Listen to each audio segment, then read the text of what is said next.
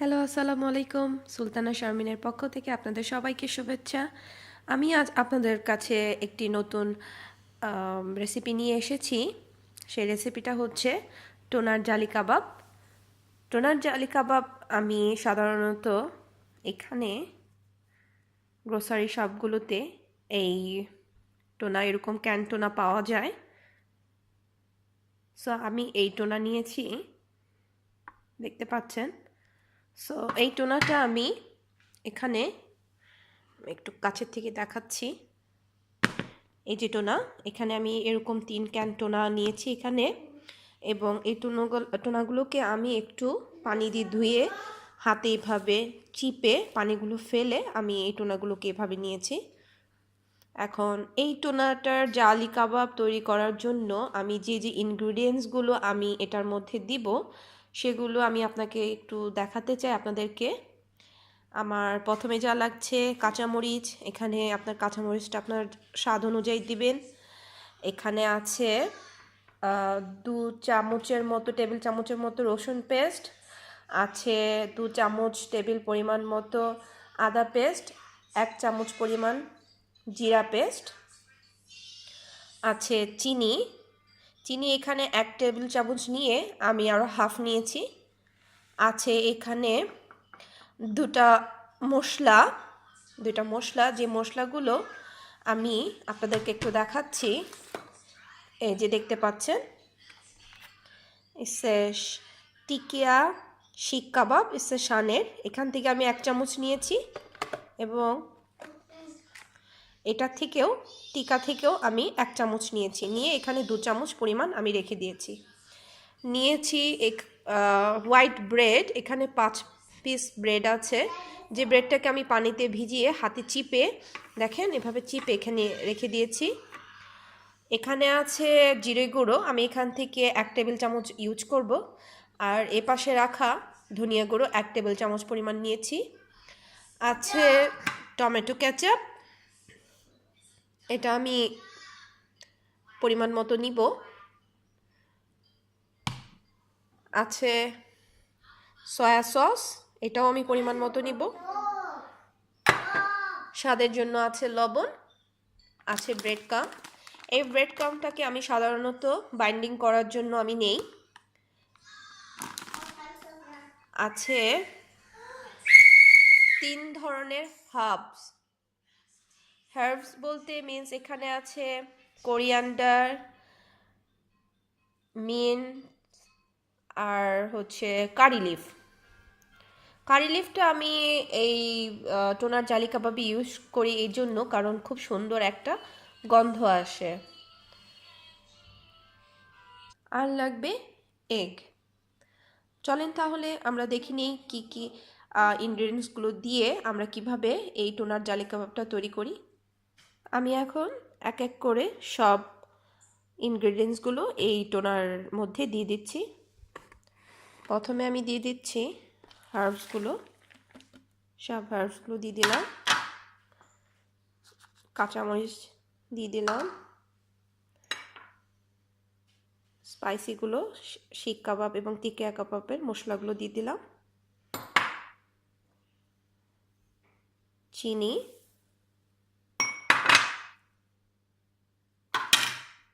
আদা রসুন জিরা পেস্ট,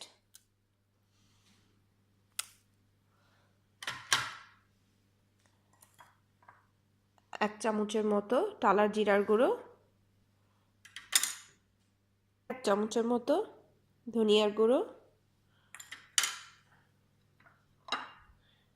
ব্রেড,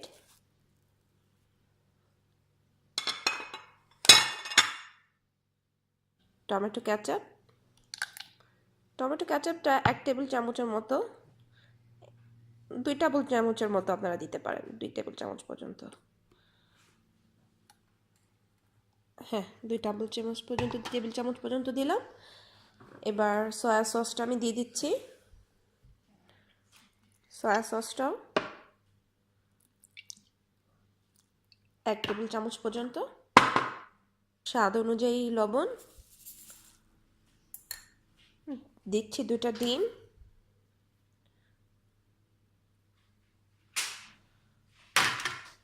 আর দিচ্ছি হচ্ছে গিয়ে ব্রেড ক্রাম।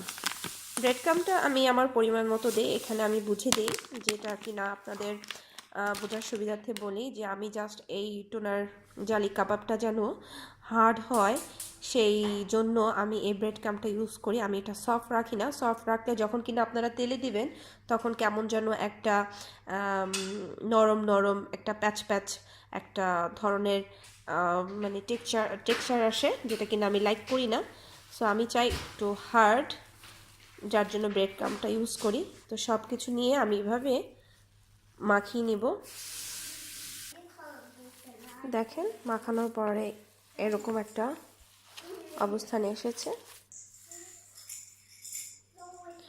সো এখানে আমি আগে দুটো ডিম দিয়েছিলাম, মাখানোর সময় আমার যেটা মনে হচ্ছে যে আরেকটা ডিম লাগবে, যার জন্য আমি আরেকটা ডিম অ্যাড করলাম এবং আরও 1 টেবিল চামচের মতো টমেটো কেচাপ ইউজ করছি।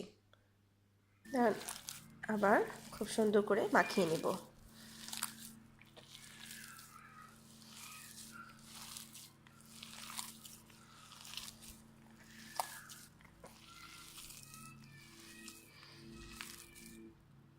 দেখেন মাখানোর পরে এটার দেখতে এরকম হয়েছে এবং আমি কিছু এখানে কাবাব বানিয়ে রেখেছি।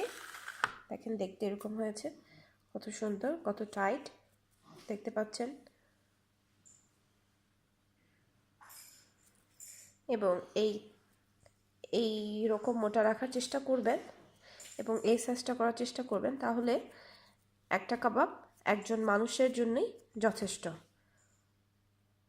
তাহলে আমি এই কাবাবটা কিভাবে ভাজবো সেটা আপনাদেরকে তাহলে দেখিয়ে দিচ্ছি, ততক্ষণ পর্যন্ত আমার সাথেই থাকুন। এখন আমি এখানে 3টা ডিম নিয়েছি।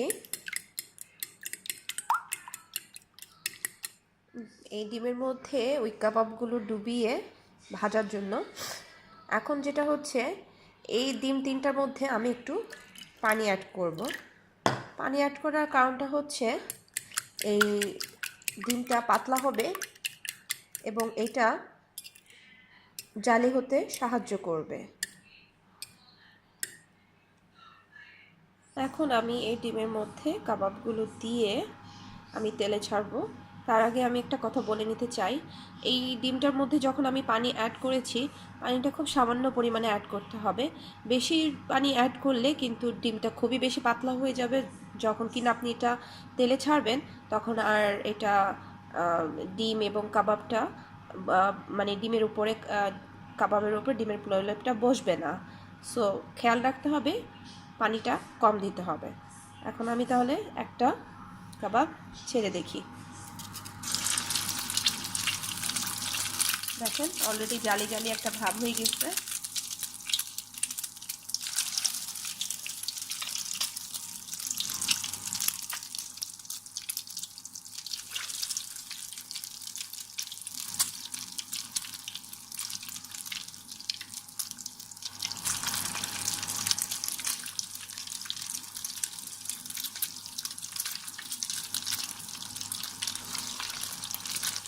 যখন কাবাবগুলো ছাড়বেন তখন চেষ্টা করবেন একটু ডিম সহ ছাড়ার জন্য, তাহলে এটা জালি হতে সাহায্য করে।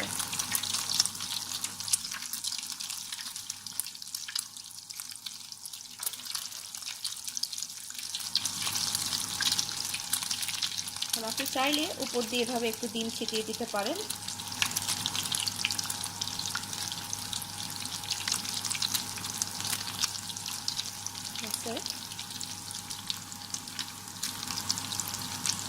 তাহলে আমরা এগুলো সুন্দর করে একটু ভাজতে থাকি। আরেকটা কথা, যখন এই কাবাবগুলো কড়াইতে ছাড়বেন তখন দেখা গেছে যে চুলার পাটটা একটু মেসি হয়ে যাচ্ছে, এটা নিয়ে মন খারাপ করবেন না। যখন দেখবেন যে কাবাবটা খেতে খুবই মজা হয়েছে তখন এই মন ভালো হয়ে যাবে। সো আমি একটু আস্তে আস্তে উল্টিয়ে দিই।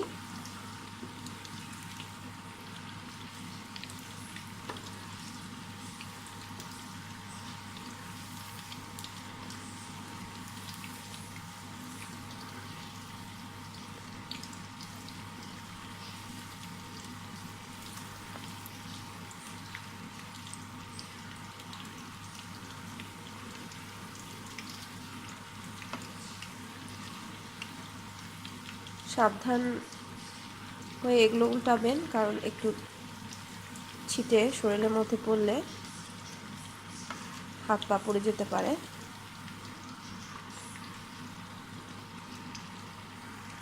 দেখেন এটা অনেকটা দেখতে এরকম হয়েছে।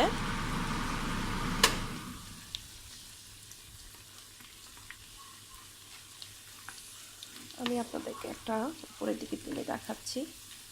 দেখেন কি সুন্দর, একটু জালি জালি টাইপের হয়েছে, দেখতে খুবই ভালো লাগছে, মনে হচ্ছে এখনই খেয়ে নেই।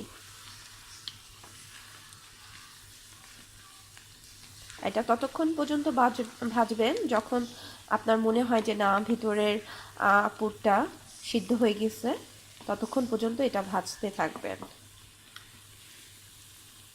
সি দেখেন কি সুন্দর একটা জালি জালি।